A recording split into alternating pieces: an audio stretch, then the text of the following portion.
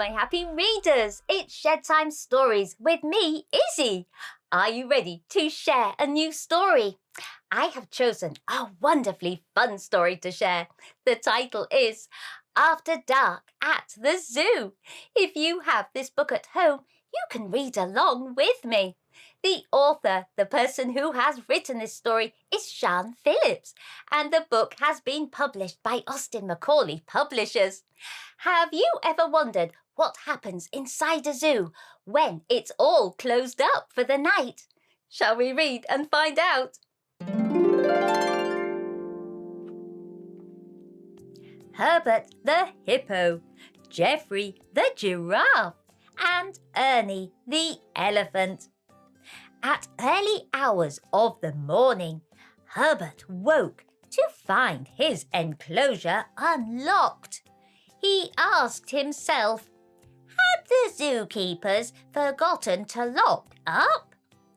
Herbert slowly made his way over to the gate and looked out to see if anyone was there, but he could not see anyone around.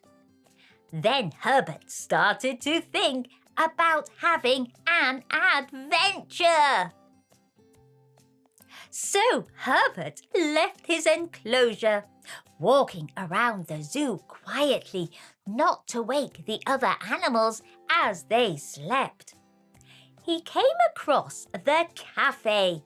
He had not seen anything like this before.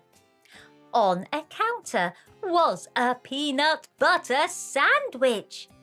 Herbert decided to try it to see what it was all about. Whilst Herbert enjoyed the sandwich, the peanut butter was all stuck to his gums in his mouth, so he needed to find something to drink.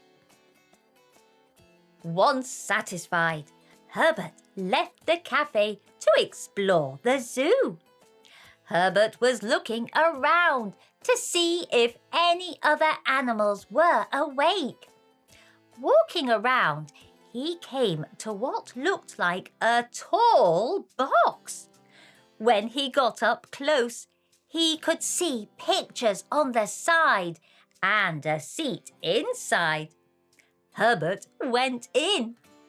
Suddenly, there were flashes of light that scared him, so he ran out.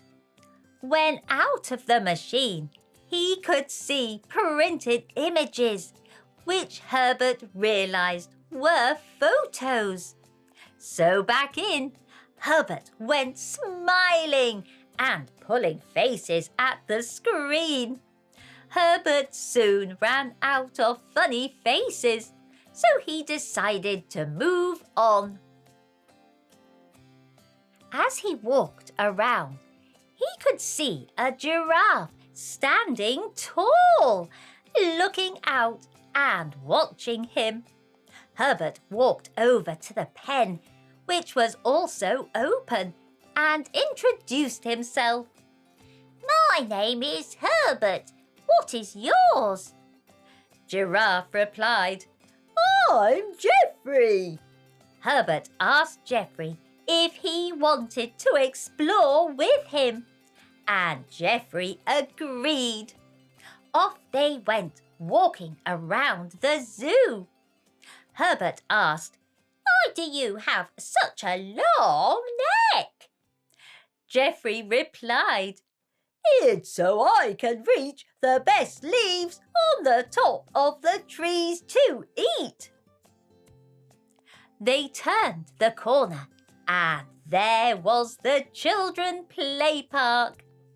They had never been to this side of the zoo before. They stepped into the park and both looked at each other as they did not know what to do. There were swings, which neither could fit in, a slide, which again they could not fit down. But there it was, the roundabout, which both would be able to fit. So decision was made. They had to have a go. Geoffrey said with excitement in his voice.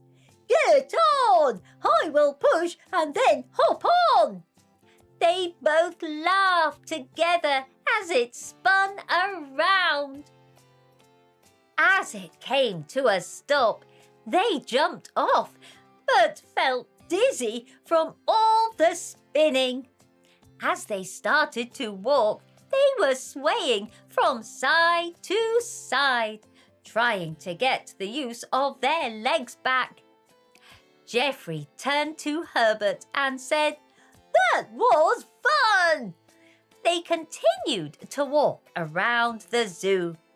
There was so much to see, so they played a game of I Spy, taking it in turns to go until they went around a corner to find another enclosure open.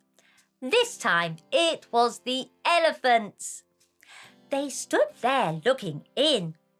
Then an elephant walked over to the gate to say hello to Herbert and Geoffrey.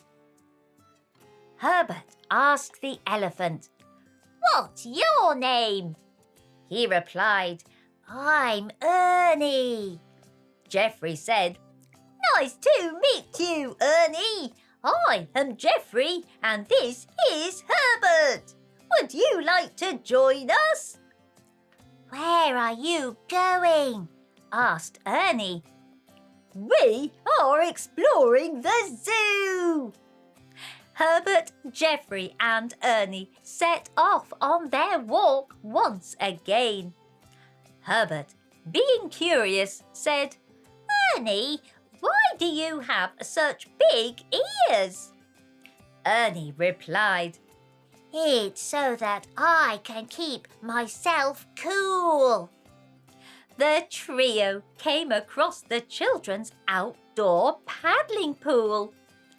Herbert went running in and did not look back. They were laughing and splashing each other. Ernie had the advantage as he had the long trunk. Rolling around in the water, they were having so much fun, but did lose track of time. The sun was starting to rise, which meant the zookeepers were due back on shift. They quickly got out of the pool and walked back to their enclosures. Herbert thanked both Geoffrey and Ernie for having fun and said it was nice to meet them. Once back in his enclosure, Herbert was smiling and felt happy he had made some new friends and realized that it's okay to be different.